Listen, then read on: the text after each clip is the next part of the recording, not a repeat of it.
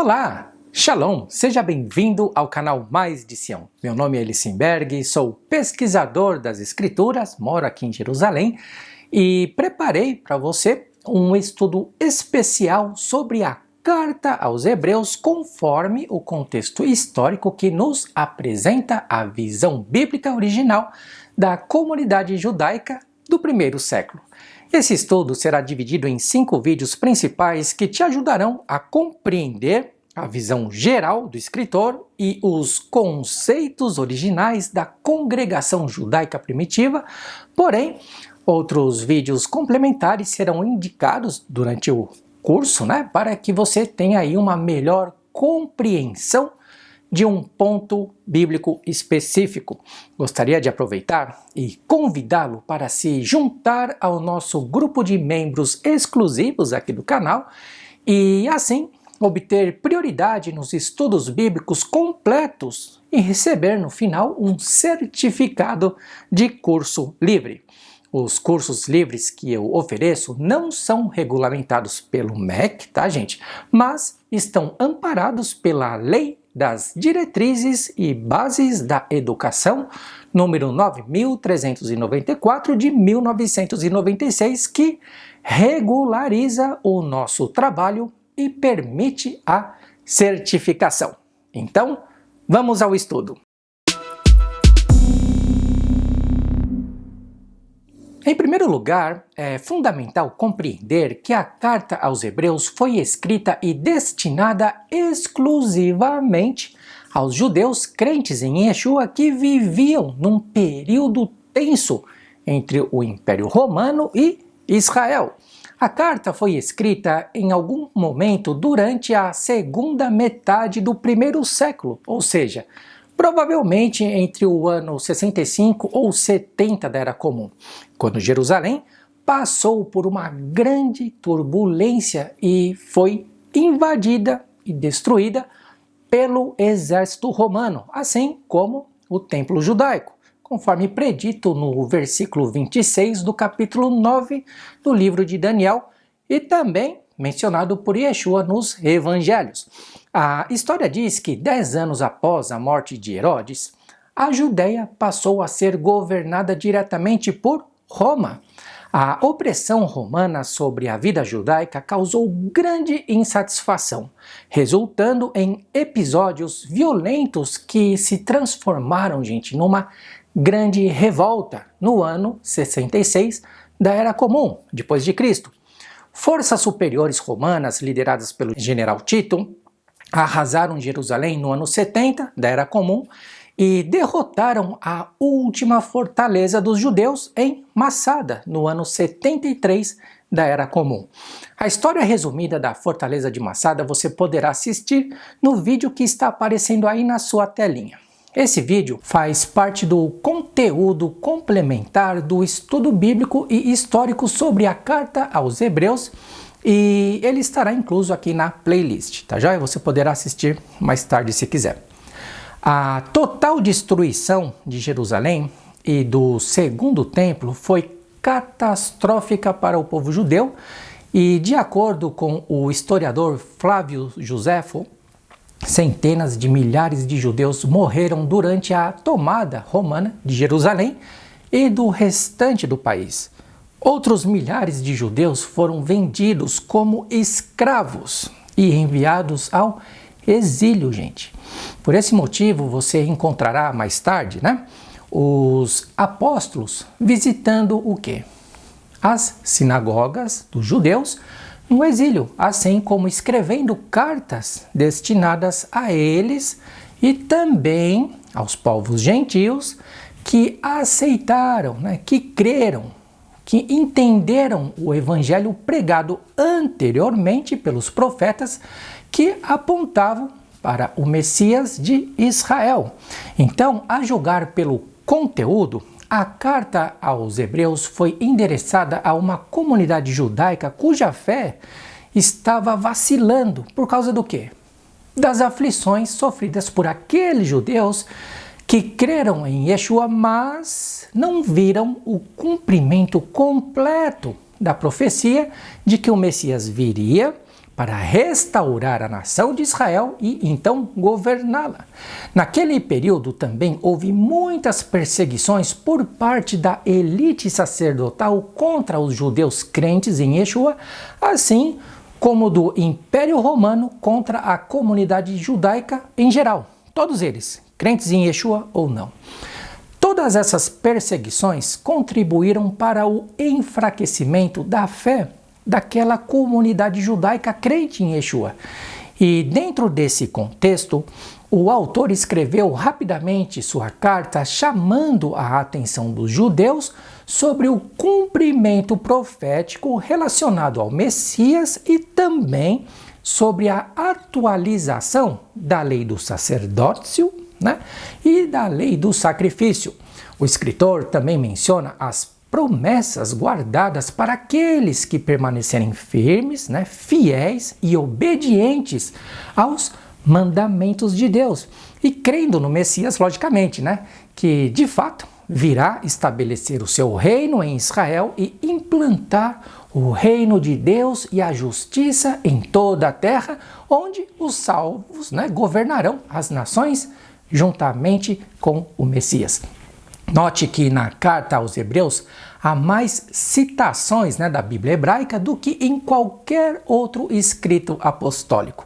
Você verá a seguir que o escritor extrai todo o seu ensino e conceitos de dentro de onde? Da Torá, que é a constituição divina, a lei de Deus, assim como dos profetas e dos salmos. Então, logo no início da epístola, vemos o autor falando sobre assuntos bíblicos profundos, conhecidos por quem? Pelos gentios? Não, pela comunidade judaica. Por isso, o escritor diz: havendo Deus antigamente falado muitas vezes e de muitas maneiras aos pais, pelos profetas, a nós falou-nos nestes últimos dias pelo Filho, a quem constituiu o herdeiro de tudo, por quem fez também o mundo. Veja que no primeiro capítulo, o escritor indica os escritos proféticos judaicos e fala à comunidade judaica sobre o chamado e a superioridade do Messias em relação a quem? Aos anjos. Inclusive que o Messias ele é o reflexo do Pai e por isso, em muitos casos, o Messias é chamado de Deus. Apesar de ele não ser o próprio Deus e muito menos um usurpador, conforme lemos lá em Filipenses capítulo 2, versículo 6. Está muito claro esse assunto, Note que, de acordo com o contexto bíblico geral, o homem também foi feito à imagem e à semelhança de Deus. Moisés também foi chamado Deus. Nós também somos chamados de deuses e formamos uma unidade com o Pai e com o Messias, mas nem por isso somos o próprio Deus, e muito menos o Messias. E não fazemos parte de um rol pagão de deuses, lógico que não. Porém, nós devemos ser o reflexo de Deus, assim como o Messias também é o reflexo do Todo-Poderoso, e sendo assim, somos todos um. E somos considerados deuses em Deus, conforme mencionado em Salmos capítulo 82, versículo 6 e João capítulo 10, versículo 4.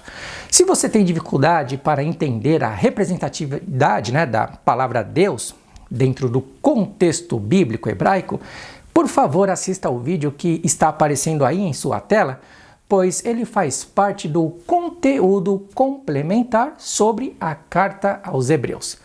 Note que o princípio da fé bíblica judaica é monoteísta e está baseada na constituição divina, na lei de Deus, que diz o seguinte: Shema Israel Adonai Eloheinu, Adonai Echad. Ouve Israel, Adonai nosso Deus. Adonai é único. Então, o escritor aos Hebreus diz que o Messias, sendo o resplendor de sua glória, do Pai, e a expressa imagem da sua pessoa, do Pai, e sustentando todas as coisas pela palavra do seu poder, recebido do Pai, havendo feito por si mesmo a purificação dos nossos pecados, conforme predito nos profetas, nos salmos e na lei de Deus, assentou-se à destra da majestade nas alturas, feito tanto mais excelente do que os anjos, quanto herdou mais excelente nome do que eles. No final do primeiro capítulo, o escritor faz menção a Gênesis e ao período da reestruturação da terra, após ter sofrido o que, gente? Um caos, que em hebraico chamamos de Tohu Vavohu, ou seja, a terra não foi criada sem forma e vazia, mas se tornou um caos. E o Criador chama o Messias para dar início ao plano de restauração de todas as coisas. Está escrito: Tu, Senhor, no princípio fundaste a terra, e os céus são obras de tuas mãos. Eles perecerão, mas tu permanecerás, e todos eles, como roupa, envelhecerão, e como um manto os enrolarás, e serão mudados. Mas tu és o mesmo, e os seus anos não acabarão. Veja que o escritor aos Hebreus acabou de citar o que, gente? O livro dos profetas Isaías e Jeremias, que mencionaram os juízos de Deus que sobrevirão sobre as nações, contra os pecadores, quando novamente a terra se tornar um caos, tohu vavohu, vazia. Está escrito: e todo o exército dos céus se dissolverá, e os céus se enrolarão como um livro, e todo o seu exército cairá, como cai a folha da vide e como cai o figo da figueira. Observei a terra, e eis que era sem forma e vazia. Tohu vavohu novamente. Também os céus, e não tinha a sua luz. Observei os montes, e eis que estavam tremendo, e todos os outeiros estremeciam. Observei, e eis que não havia homem algum, e todas as aves do céu tinham fugido. Como você pode ver, quando adquirimos o conhecimento profundo das Escrituras e da história, sem interferência religiosa, fica muito mais fácil de compreender a carta destinada aos judeus da igreja primitiva, crentes no Messias, assim como qualquer outro escrito apostólico destinado aos crentes gentios das nações, que hoje não conseguem entender corretamente o contexto bíblico. Por quê? Por causa da má influência teológica. Então, se você gostou dessa primeira parte do estudo e quer se aprofundar ainda mais, no contexto histórico judaico da Carta aos Hebreus, aproveite e se torne agora mesmo um membro exclusivo aqui do canal por apenas R$ 34,90 e receba no final o seu certificado de curso livre. Para se tornar membro exclusivo, basta você acessar o link na descrição desse vídeo ou clicar no cartãozinho que está aparecendo aí em sua tela. Sendo assim, você estará nos ajudando e também ampliando os seus conhecimentos sem se preocupar com conceitos religiosos. Um forte abraço daqui de Jerusalém e nos vemos no próximo episódio. Shalom, shalom.